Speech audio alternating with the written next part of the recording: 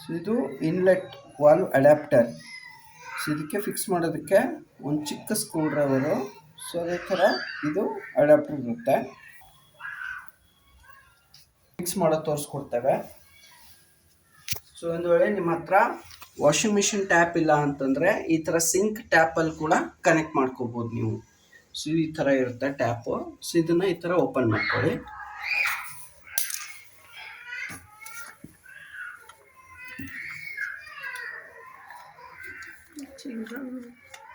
ಸ್ವಲ್ಪ ಟೈಟ್ ಆಗಿದ್ರೆ ಏನಾದರೂ ರೆಂಚ್ ಯೂಸ್ ಮಾಡಬೇಕು ತೆಗೆಯೋದಕ್ಕೆ.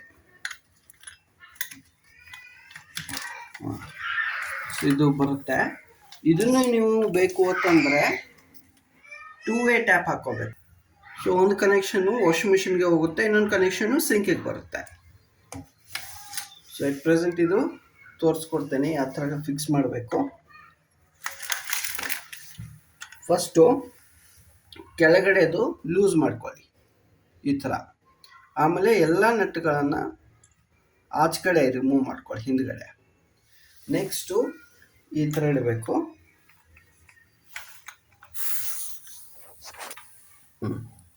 ಈ ಥರ ಕುತ್ಕೋಬೇಕು. ಎಲ್ಲ ನಟ್ಗಳು ಟೈಟ್ ಮಾಡ್ಕೊಳ್ಳಿ. ಇವಾಗ ಎಲ್ಲ ನಟ್ಗಳು ಆಗಿಲ್ಲ ಅಂತಂದರೆ 2 ಕಡೆ ಟೈಟ್ ಮಾಡಿ. ಸೊ 4 ನಟ್ಗಳು ಆಟೋಮೆಟಿಕಲಿ ಟೈಟ್ ಆಗುತ್ತೆ.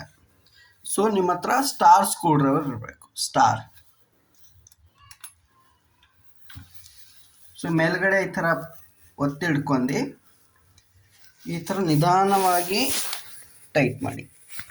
ಆಮೇಲೆ ಈ ಕಡೆ ಸ್ವಲ್ಪ ಈ ಚಿಕ್ಕ ಸ್ಕ್ರೂ ಡ್ರೈವರ್ ಯಾಕಿರಬೇಕು ಅಂತಂದರೆ ಈ ಥರ ಜಾಗದಲ್ಲಿ ದೊಡ್ಡ ಸ್ಕ್ರೂ ಡ್ರೈವರು ವರ್ಕ್ ಆಗಲ್ಲ. ಸೊ ಜಾಗ ಇರಲ್ಲ. ಸೊ ಅದಕ್ಕೆ ಚಿಕ್ಕ ಸ್ಕ್ರೂ ಡ್ರೈವರ್ಗಳಿದ್ದರೆ ಇದು ಈಸಿ ಇರುತ್ತೆ. ಸೊ ಈ ಥರ 2 ಸ್ಕ್ರೂಗಳನ್ನು ಆದಷ್ಟು ಟೈಟ್ ಮಾಡ್ಕೊಳ್ಳಿ.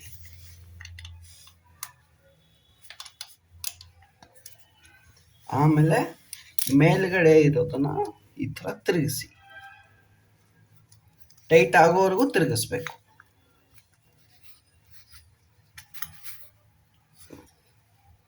ಎಷ್ಟಾಗುತ್ತೋ ಅಷ್ಟು ಟೈಟ್ ಮಾಡಿ.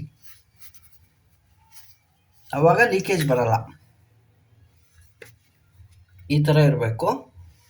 ನೆಕ್ಸ್ಟು ಇದು ಇನ್ಲೆಟ್ ಪೈಪು. ಇದನ್ನು ಈ ಥರ ತಗೋಬೇಕು. ಈ ಥರ ಪುಲ್ ಬ್ಯಾಕ್ ಮಾಡಿ ಇದಕ್ಕೆ.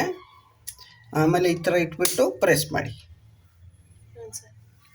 ಈ ಥರ ರಿಮೂವ್ ಮಾಡಬೇಕು ಅಂತಂದರೆ ಪುಲ್ ಬ್ಯಾಕ್ ಮಾಡಿ ಈ ಥರ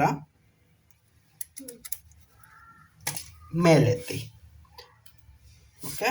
ಮತ್ತೆ ಹಾಕಬೇಕು ಅಂತಂದರೆ pull back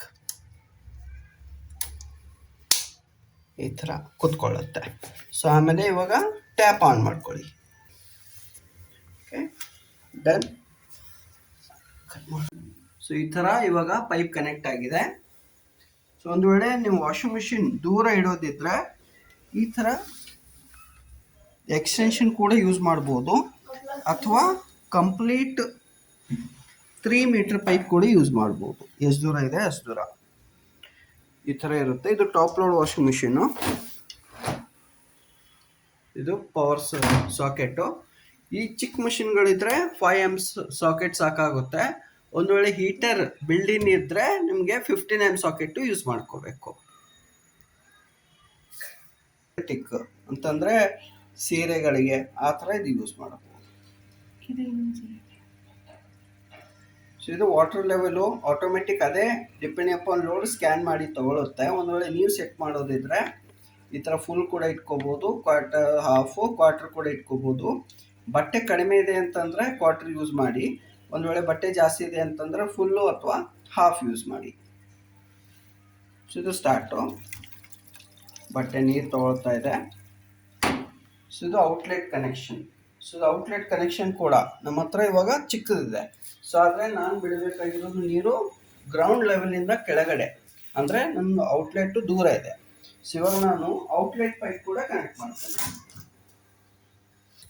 2 metre outlet pipe.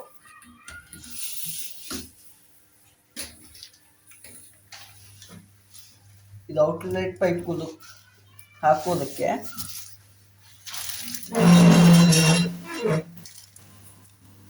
ಈ ಥರ ಒಂದು ಕ್ಲಿಪ್ ಕೊಟ್ಟಿರ್ತಾರೆ, ಅದಕ್ಕೆ ಈ ಥರ ಪ್ರೆಸ್ ಮಾಡಿ ಇದು ಆಚೆ ಕಡೆ ತಗೊಳ್ಳಿ. ಓಕೆ, ಇದು ಓಲ್ಡ್ ಪೈಪು. ಸೊ ಅದೇ ಥರ ಅದೇ ಕ್ಲಿಪ್ಪನ್ನು ಪ್ರೆಸ್ ಮಾಡಿ ಆಚೆ ಕಡೆ ತಗೊಳ್ಳಿ. ಸೊ ಇದು ನನಗೆ ಚಿಕ್ಕದಾಗ್ತಾ ಇದೆ. ಸೊ ದೊಡ್ಡ ಪೈಪಲ್ಲಿ ಇದು ದೊಡ್ಡ ಸೈಜ್ ಪೈಪು, ಸ್ವಲ್ಪ ಟೈಟ್ ಇರುತ್ತಿದ್ದು.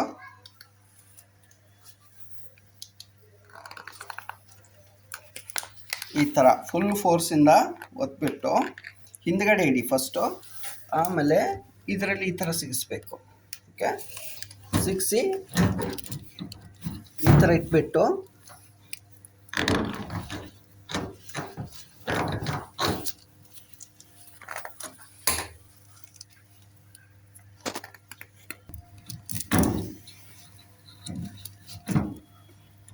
ಎಷ್ಟಾಗುತ್ತೋ ಅಷ್ಟು ಸಿಗಿಸಿ, ಆಮೇಲೆ ಇದನ್ನು ಇದ್ರ ಮೇಲುಗಡೆ ಇಡಿ. ಅವಾಗಿದು ಆಚೆ ಕಡೆ ಬರೋಲ್ಲ. ಈ ಕ್ಲಿಪ್ ಇಲ್ಲ ಅಂತಂದರೆ ಇದು ಔಟ್ಲೆಟ್ ಪೈಪು ಬಿಚ್ಚಿ ನೀರು ಇಲ್ಲೇ ಚೆಲ್ಲುತ್ತೆ. ಓಕೆ, ಇದು ಔಟ್ಲೆಟ್ ಪೈಪನ್ನು ನಾವು ಆಚೆ ಕಡೆ ಬಿಡ್ತಾ ಇದ್ದೇವೆ.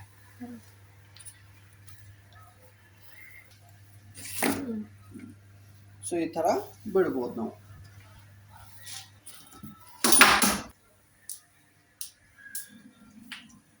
ಸೊ ಇದು ಕಂಪ್ಲೀಟ್ ಸೆಟಪ್ಪು.